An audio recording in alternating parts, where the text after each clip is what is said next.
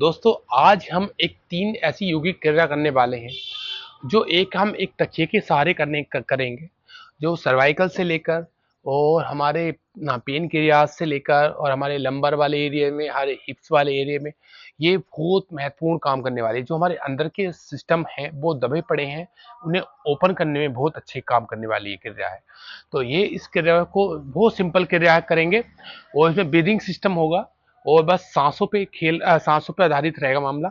और जो अपने एक तकिए को, अगर आपको सर्वाइकल की समस्या है तो अपने तकिए को इस प्रकार ऐसे, जो हमारी गर्दन है तो ये गर्दन हमारी, ये हमारा जो हिस्सा है शोल्डर वाला, ये हमारा इस जगह रहेगा और ये गर्दन जो हमारी ऐसे इधर की तरफ रहेगी और दोनों हाथ बिल्कुल आराम से और ब्रीदिंग सिस्टम लेंगे, सांस लेंगे।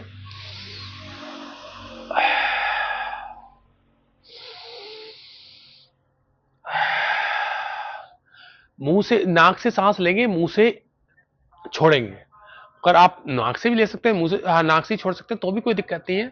और हम कुछ देर इसमें ब्रीदिंग सिस्टम करने वाले हैं।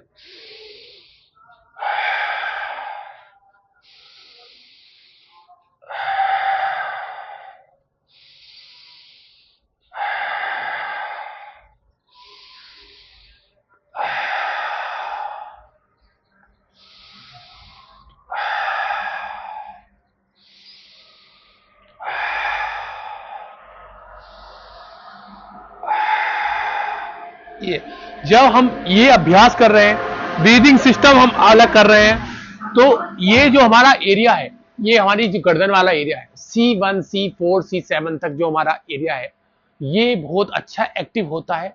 और जो हमारा एक इस प्रकार से यहाँ पे हम ऑफिस वर्क में काम करते हैं तो यहाँ एक ओवल टाइप निकल जाता है, सारा मांस हमारा यहाँ गर्दन के पीछे इकट्ठा हो जाता है, तो उसके लिए भी बहुत अच्छा अभ्यास है।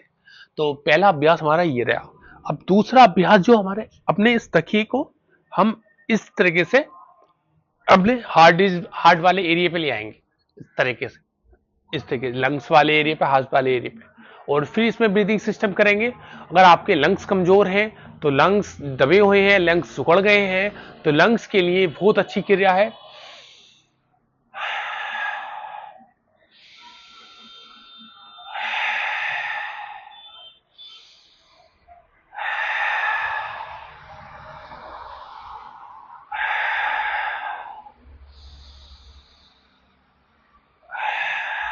गहरा सांस लेंगे, कुछ देर होल्ड करेंगे,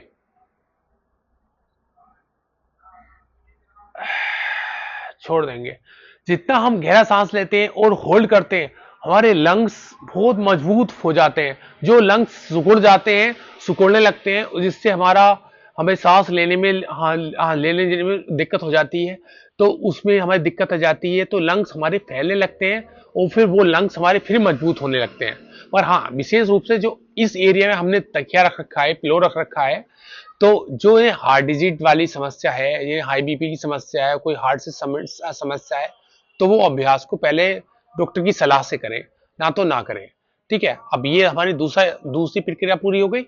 अब आती है तीसरी वाली, जो हमारी लंबर वाली अभ्यास है, जो हमारी लोअर बैक वाली। तो इस तरीके से लोअर बैक पे हम ये रखेंगे। फिर से अपना ब्रीदिंग सिस्टम हमारा रहेगा।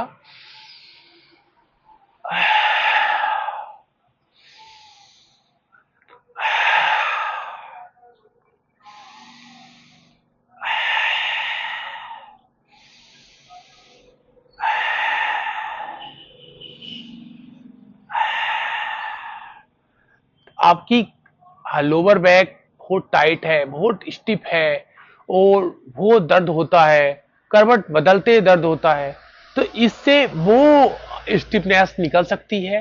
L4 L5 में ये जितनी स्टिफनेस होती है ये सब निकल जाती है और ये बहुत अच्छा अभ्यास है। कुछ देर आप अपने शरीर को इस जगह ढीला छोड़ें और इनहेल एक्सेल करें, सांस लें, छोड़ें और थोड़ी देर रिलैक्सेशन करें, बहुत आपको बेनिफिट मिलेगा। अब आती है हमारी बात हिप्स की। हिप्स वाली, हिप्स हमारे अंदर की ओर जा चुके हैं और हमारे हिप्स पोस्चर खराब हो चुका है और हमारे बैठा नहीं जाता, हमसे ज्यादा देर कहीं सुखासन में बैठ जाता, तो ये हिप्स को, हाँ, हाँ सही करने के लिए, हिप पोस्चर सही करने के लिए बहुत अच्छा अभ्यास है। और इस प्रकार हम हिप पोस्चर इससे आराम से हो सकता है। और इसमें गहरा सांस लेंगे, छोड़ेंगे, इनहेल एक्सेल।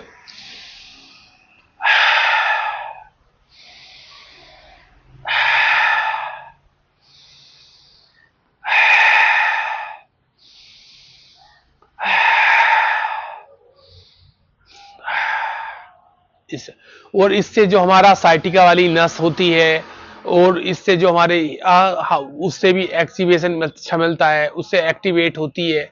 और जो मसल्स अपनी अपनी अच्छी होती है, और वेरिकोज वेन में भी ये अच्छे काम करती है। तो इस प्रकार से ये कुछ हमारी क्रिया थी। आराम से तकिए को निकाल देंगे। और दोस्तों, कितना आसान तरीका है। यानी हम सर्वाइकल पे भी अपना काम कर सकते हैं, और अपने लंग्स पे भी काम कर सकते हैं, और अपने बैक पेन, अपने लोअर बैक पे भी काम कर सकते हैं, बैक पेन की समस्या भी खत्म कर सकते हैं। और जो हिप जॉइंट्स हैं हमारे पोस्चर खराब होने के कारण वो अंदर की तरफ धके चले जाते हैं, तो उन पे भी हम काम कर सकते हैं। तो आप 5 मिनट इस क्रिया का अभ्यास कीजिए, और फिर अपने अपने आप में फिर महसूस करिए आपने कितना आपको बेनिफिट मिला इस अभ्यास से। छोटी सी क्रिया है, फायदा बहुत है, बेनिफिट अनेक हैं। तो ये छोटी छोटी क्रियाएं खुद हमारे जीवन में, जीवन शैली में बहुत बदलाव ला देती हैं।